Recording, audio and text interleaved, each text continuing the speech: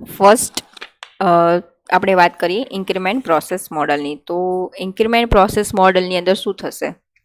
Increment process મોડલની અંદર completely સિસ્ટમની જેટલી બી રિક્વાયરમેન્ટ્સ હોય છે એ આપણને બધી જ ખબર હોય છે.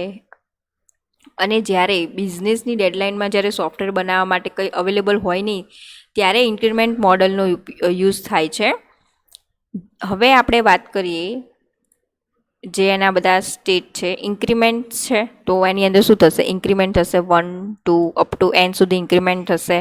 અને એનો એક બેઝિક એડવાન્ટેજ કહીએ ને તો આપણે જ્યારે આપણે ઇઝીલી મતલબ જે સોફ્ટવેર ડેવલપ કરવું હોય મતલબ ફટાફટ કે હાલ જ આપણે સોફ્ટવેરની જરૂર છે મતલબ ઝડપથી જોઈએ છે સોફ્ટવેર, તો આપણે એક ઇન્ક્રીમેન્ટ પ્રોસેસ મોડલનો યુઝ કરી શકીએ છીએ.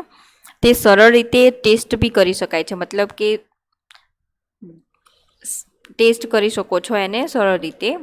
રિસ્કને ઇઝીલી મેનેજ કરી શકાય છે. કોઈ બી રિસ્ક એની અંદર આવે છે સોફ્ટવેર ડેવલપ કરતી વખતે, તે જે ઇટરેક્શન આપણે અહીંયા પાડીએ છીએ ઇટરેશન 1 2 અપ ટુ n સુધી, તો એનાથી શું થશે કે બી રિસ્ક હશે તો આપણે એને એ જ જ્યારે બનાવતા હોઈએ છીએ ત્યારે જ આપણે એ રિસ્કને હેન્ડલ કરી શકીએ છીએ. પહેલાં ઇન્ક્રીમેન્ટમાં કોર પ્રોડક્ટનું ડેવલપમેન્ટ કરવામાં આવે છે, એ જેનાથી શું થશે એના જે કોસ્ટ છે એની કોસ્ટમાં બી એનો આપણને ફાયદો થશે, એની ટાઈમમાં બી ઓછી જરૂર પડશે કે ઓછા ટાઈમના અને ઓછા કોસ્ટમાં આ ઇન્ક્રીમેન્ટ પ્રોસેસ મોડલ ડેવલપ થઈ જાય છે.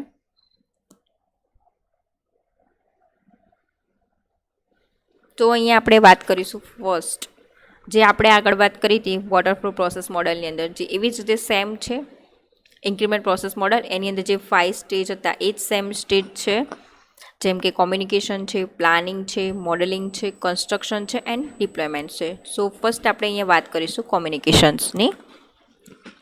કોમ્યુનિકેશનની શું અંદર થશે? કસ્ટમર અને ડેવલપર જોડે કોમ્યુનિકેશન થશે. કોમ્યુનિકેશનની જે રિક્વાયરમેન્ટ્સ હશે એ પૂરી થઈને પછી નેક્સ્ટ સ્ટેજમાં આવશે પ્લાનિંગ. નેક્સ્ટ છે મોડેલિંગ. મોડેલિંગમાં શું થશે? એનાલિસિસ એન્ડ ડિઝાઇનિંગ, કે કયા ટાઈપનું આપણે સોફ્ટવેર બનાવવું છે એનું એનાલિસિસ કરીશું, કેટલીક મતલબ ડિઝાઇન કેવી ટાઈપની મૂકવાની છે એની અંદર. કન્સ્ટ્રક્શન કરીશું, એનું કોડિંગ ટેસ્ટિંગ કરીશું કન્સ્ટ્રક્શન સ્ટેજમાં. ડિપ્લોયમેન્ટ સ્ટેજમાં શું થશે કે કસ્ટમરને ડિલિવરી આપી દેશે અંદર જે સોફ્ટવેર ડેવલપ થઈ ગયું છે એની. આમાં શું બતાવે છે? જે પ્રોજેક્ટની જે સોફ્ટવેરની ફંક્શનાલિટી એન્ડ ફ્યુચર્સ છે અને આ જે એનું પ્રોજેક્ટ કેલેન્ડર ટાઈમ છે, કે ફર્સ્ટ ઇન્ક્રીમેન્ટ કેટલા ટાઈમમાં થાય છે, સેકન્ડ ઇન્ક્રીમેન્ટ ક્યારે થાય છે, થર્ડ ઇન્ક્રીમેન્ટ ક્યારે થાય છે, અપ ટુ એન સુધી delivery of the N third increments. તો જ્યાં સુધી ફર્સ્ટ ઇન્ક્રીમેન્ટ્સ છે એમાં શું થશે કે જ્યારે કોઈ સોફ્ટવેર ડેવલપમેન્ટ કરવું હોય ત્યારે એનું બેઝિક કોર મોડલ ડેવલપ કરવામાં આવે છે.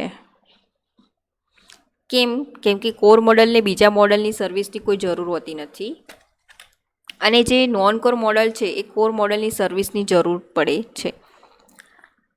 તો જે દરેક ઇવોલ્યુશનરી જે વર્ઝન ડેવલપ ઇન્ટિગ્રેટેડ વોટરફ્લો મોડલથી કરવામાં આવે છે, જે ઇવોલ્યુશનરી વર્ઝન છે એનું ઇન્ટિગ્રેટેડ વોટરફ્લો મોડલથી કરવામાં આવે છે.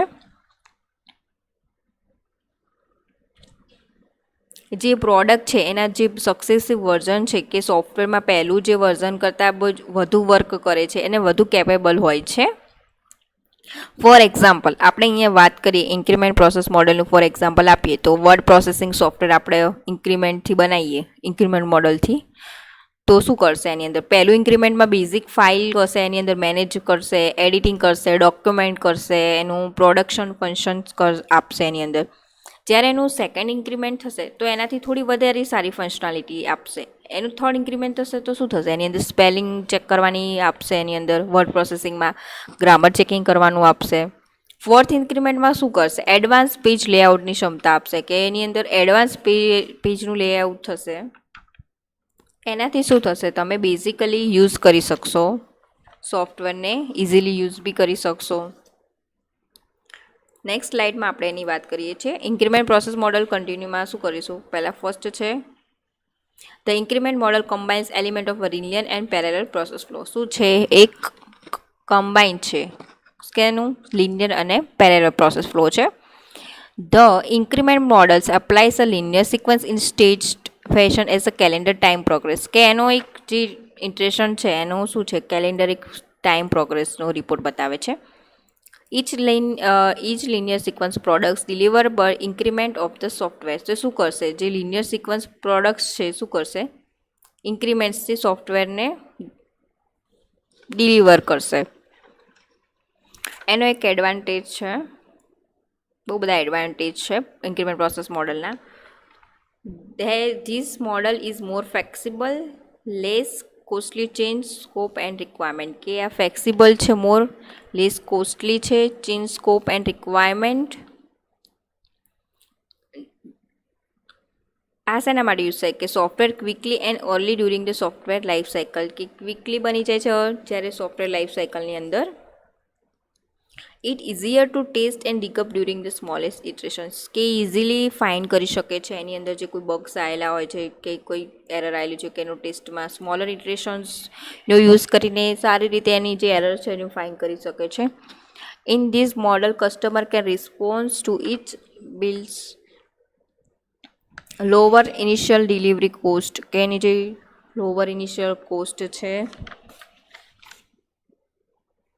નેક્સ્ટ શું છે, easier to manage risk to because risky pieces are identify and handle the during iterations. શું કહે છે કે મેનેજ કેવી રીતે રિસ્ક કરશે આની અંદર ઇટરેટિવ પ્રોસેસ મોડલની અંદર, કે એની અંદર જ્યારે ઇટરેશન્સ તમે પાડો છો, ઇટરેશન 1, 2, 3, તો એનાથી શું થશે કે ઇટરેશન 1માં કંઈ બી પ્રોબ્લેમ છે, મતલબ કોઈ બી રિસ્ક હશે એ એને ત્યારે જ હેન્ડલ કરી દે છે, કે નહીં કે પાછળથી હેન્ડલ કરશે. પાછળથી જ્યારે રિસ્કને હેન્ડલ કરવામાં આવે છે ત્યારે તેને રિસ્કને આપણે ઇઝીલી સોલ્વ નથી કરી શકતા.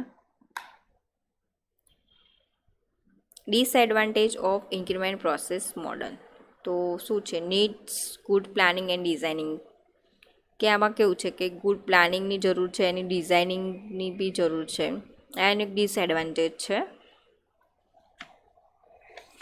needs to clear and complete definition to whole system before it can broken down and built incrementally. Total cost is higher than water flow. કે ઇન્ક્રીમેન્ટ પ્રોસેસ મોડલમાં શું છે કે તમે જે ડેફિનેશન છે એ આપણે મતલબ જે ક્લિયરલી મતલબ જે હોવી જોવે એ હોવી જોવે, કે clearly complete definition whole system before broken down incrementally, કે સિસ્ટમને સંપૂર્ણ રીતે મતલબ ડેફિનેશન ડિફાઇન કરી દેવી જોઈએ કે મારે આ ટાઈપની વસ્તુ જોવે છે, કે આ ટાઈપનું મારે સોફ્ટવેર જોવે છે. નેક્સ્ટ ડિસએડવાન્ટેજ છે total cost is higher than the waterfall process model. So અહીંયા આપણે ઇન્ક્રીમેન્ટ પ્રોસેસ મોડલની વાત કરી છે. નેક્સ્ટ આપણે વાત કરીશું રેડ મોડલની. જે રેડ મોડલ છે આપણે નેક્સ્ટ લેક્ચરમાં જોઈશું.